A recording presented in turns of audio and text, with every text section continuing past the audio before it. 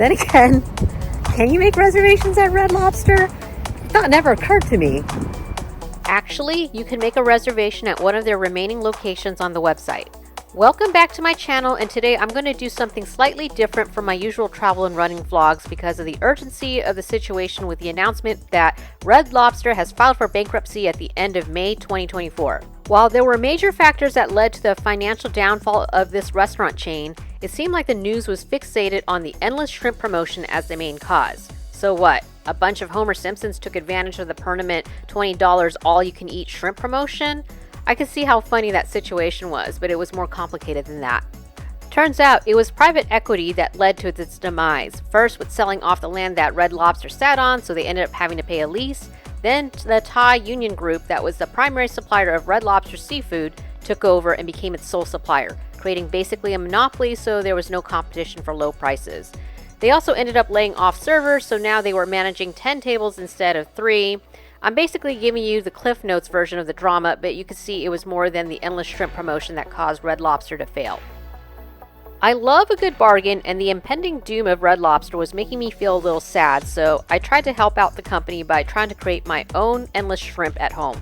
These were buy one, get one. So each of these boxes were like $8.99, but then it was a buy one, get one. So I guess it ended up being a great deal. They say all of these Red Lobsters are closing down, but I guess you can bring home the taste of Red Lobster to your dining room. Also, I'm filming this because this is yet another thing from my childhood as an older millennial that's going away. You could put Red Lobster on the list along with Dunkaroos and High C Ecto Cooler. Hey, if you know, you know. No way they have Dunkaroos here on clearance at Ralph's. This is a nod to the 90s. Here we go into the toaster oven. And I'm gonna turn it on here. Taking some shortcuts here with the toaster oven. I have no idea how they make this at the restaurant. We need some sides to go with Red Lobster, so here we go. Mashed potatoes.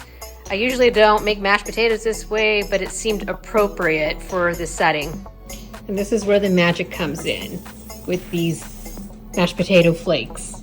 And the milk, or actually oat milk, because that's the kind of milk we had in the fridge today. Then I'm gonna give this a stir, and you're gonna see some magic happen.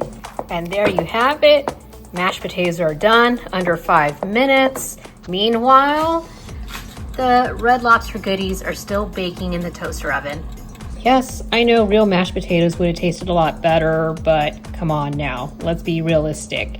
I'm not sure how mashed potatoes are made at these type of restaurants, but you know, they gotta maximize their profits here. Ding! It's time to take it out of the toaster oven and listen to it sizzle. The math came to 16 pieces of shrimp for $8.99. Not quite the endless shrimp deal, so Red Lobster came out on top with our homemade attempt. It's not quite endless shrimp, but close enough. Here's Red Lobster at home. This is our version of a doggy bag. Instead, we have leftovers for lunch. Red Lobster at home didn't fulfill the sudden craving I had for it, perhaps because I was afraid that all of them would eventually shut down, as the one in Torrance that was closest to us was no longer open. Instead, we had to venture out 7 miles to Inglewood, California. Oh, the anxiety of getting on the freeway in Southern California on a Sunday evening, but luckily traffic wasn't too bad. We had to take 2 freeways to get to Red Lobster in Inglewood. It's amazing how when you threaten to shut down something you had taken for granted, that all of a sudden it becomes highly desirable. Its demand is fueled by its restricted access. Now, Red Lobster, that was once commonplace, was becoming as novel as an exclusive fine dining restaurant. That was a nice drive to Red Lobster here in Inglewood. And you said you grew up about a mile away from here. What did you think about the drive? Yeah, it's interesting because it was just a lot of retail shopping, very open areas, a lot of parking lots, a lot of apartment buildings. It's also located a few miles from LAX. Hey, why pay for overpriced airport food when you can get yourself a fancy seafood dinner at Red Lobster? We didn't make dinner reservations and it's 6:30. Hopefully they'll have room for us. I'm so used to making reservations on Russie or putting my name on the Yelp wait list that it never occurred to me that you may not need reservations here at Red Lobster. What will lie behind those double doors? Right away, we were greeted by this sign and waited for the hostess to get our names down. I guess it's not a real seafood restaurant without a lobster tank. Hey, it's called Red Lobster for a reason. The hostess had us wait for a few minutes before escorting us to our table. So this Red Lobster, was it here when you were growing up? No. I don't know when the Inglewood one was built, but the Torrance one that had closed down used to be popular.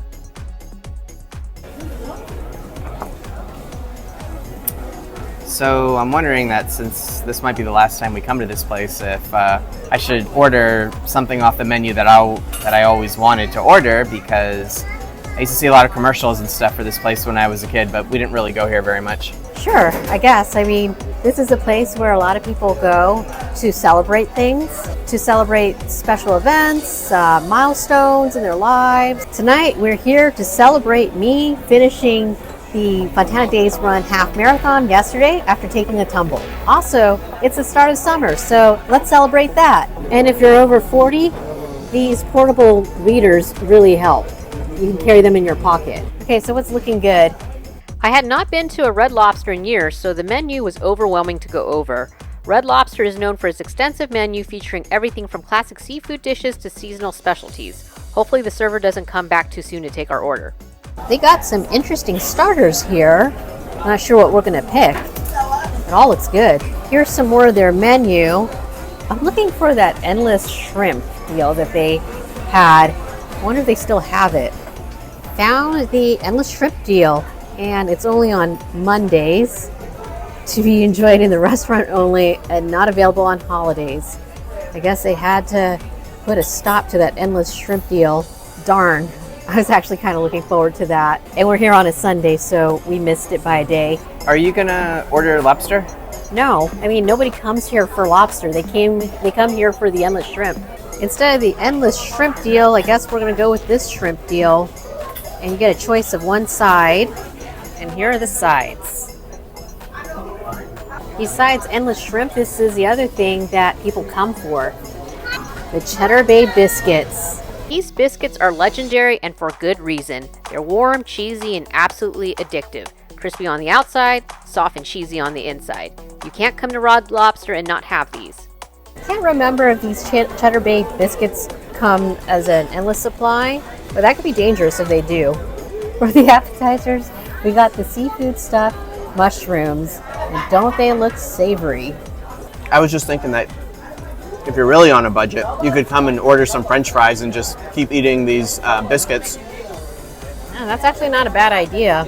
I know they sell the bake-at-home Chedder Bay Biscuits at the supermarket, but it's not the same. I mean, you really got to come here and have them. Oh, right. Give me some of that. The seafood stuffed mushrooms may seem delicate to the naked eye, but they pack a powerful savory punch with their combination of seafood, cheese, and breadcrumbs. It's a sad current state what we're going through. I mean, it's a Sunday night, so you would think it'd be a little bit more crowded here, you know, for dinner, especially since it's the end of the school year, so there should be like high school graduation parties here. Food's decent considering it's fast dining casual. I think that's what it's called, kind of like Applebee's or TGI Fridays, but it's not really packed right now. I mean, we got a table pretty quickly within 10 minutes. How did you like that appetizer? Delicious. So when I was growing up, there was a Sizzler that was close to my house that I did go to a few times, including when I graduated from middle school, and that was like the two big competitors when I was a kid was Sizzler and Red Lobster. You went to one of those two places if you wanted to dine out something fancy. Yeah, that's right. I remember that too. I remember my aunt and uncle from out of state, they came down to visit us one summer and we took them out to Sizzler. Dining out was a big deal back in the 90s. My family was poor, so we hardly ate out. It was mostly fast food if we did eat out, like McDonald's or Burger King. Red Lobster was considered uber fancy.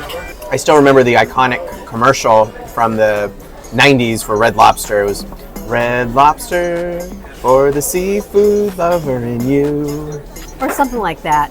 No, but really, it was a big deal if your parents took you out to Red Lobster. That meant that you got straight A's, you made the honor roll, you graduated from high school. This place is interesting because they're giving you the symbolic ambiance of a fish house, but in a fast casual way. It's an interesting marketing concept.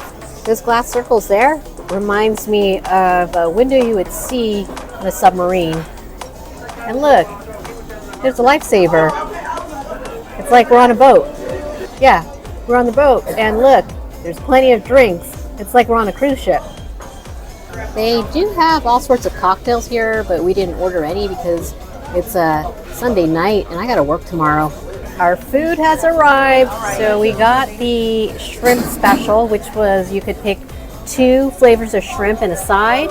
So here we have the coconut jumbo shrimp along with the garlic shrimp scampi, and then you got the loaded potatoes, but you upgraded it with Maine lobster, so I guess you got some lobster here at Red Lobster.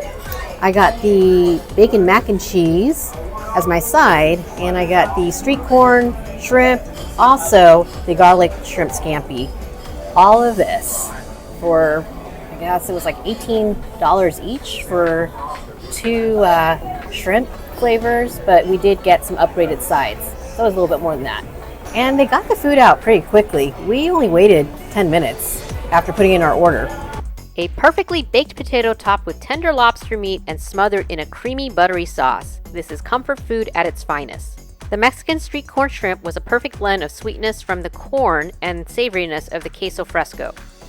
I'm not even a huge mac and cheese person, but I just felt like you needed it for seafood. The mac and cheese is incredibly creamy and the bacon adds a nice crunch and smoky flavor. The coconut shrimp are crispy and perfectly cooked with a sweet and tangy dipping sauce that complements them beautifully. As for the shrimp scampi, it was a decadent party of garlic and butter. It's a good thing we paced ourselves with the Chedder Bay biscuit. I still have one left and I'm going to use it to dip it into this garlic sauce.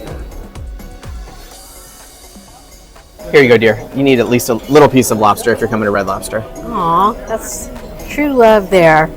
So I guess I did get lobster at Red Lobster. You made short work of your shrimp dish and they already took away my plate. Just as good as I remember. I'm getting pretty full here, so I don't know how people were able to eat a lot of shrimp for that endless shrimp deal. I mean, I only got like 2 orders of shrimp and I'm already full. Yeah, Homer Simpson, how did you eat out the entire restaurant? This was not the $20 endless shrimp deal, but for $18 you got 2 servings of shrimp and a side, which was plenty of food. Maybe it's from the Chedder Bay Biscuits. Those are gone too. I'm looking around and I don't see anybody younger than 40 here. I know this because I'm over 40. It makes me kind of sad to see that the Gen Zs won't be able to experience this with all of the Red Lobsters closing down. I may be stuffed from the shrimp dinner, but all of a sudden I have room for dessert. And here's the selection for desserts.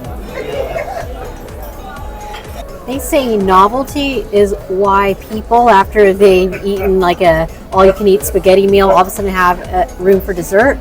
So here we go, key lime pie as our dessert. Key lime pie was tangy and refreshing, with a perfect graham cracker crust. It was a memorable way of ending what we hope won't be our last meal at Red Lobster. That is key limey. I feel like they used real key limes in this pie. The grand total before tip was $78.61. That's actually not too bad considering dinner for 2 at Shake Shack can run you about $50, especially if you end up getting a shake or 2. So this was a lot of fun, being able to go down memory lane, and it's nice to know that there aren't any immediate plans to close this restaurant, so I definitely want to come back. There's some other things on the menu that I'd like to try also. Yeah, we were just talking to our server, so apparently the Inglewood location isn't going to be closing down soon. So I'm happy to hear that. So at least not all the Red Lobsters are shutting down. I've eaten at all sorts of Michelin star restaurants. I've eaten at restaurants all over the world. But there's still something about Red Lobster that I like coming home to. That wraps up our visit to Red Lobster in Inglewood. From the amazing seafood to the friendly service, it's been an incredible experience. Remember, supporting your favorite restaurants during tough times can make a big difference. I made this video with the intention of preserving relics of my childhood that I'm afraid will disappear. So far, testing out a bicycle at Toys R Us, having a sundae at Farrell's Ice Cream, or back-to-school shopping at Sears are gone for good. Who knows if the bankruptcy situation with Red Lobster will cause it to shut down all of its site. But that's all the more reason to dine there if you're feeling reminiscent or curious of what Peaks 90 experience was. Thanks for joining me on this culinary adventure. Don't forget to like, subscribe, and hit the bell icon for more videos. I'll go back to my travel and running vlogs soon.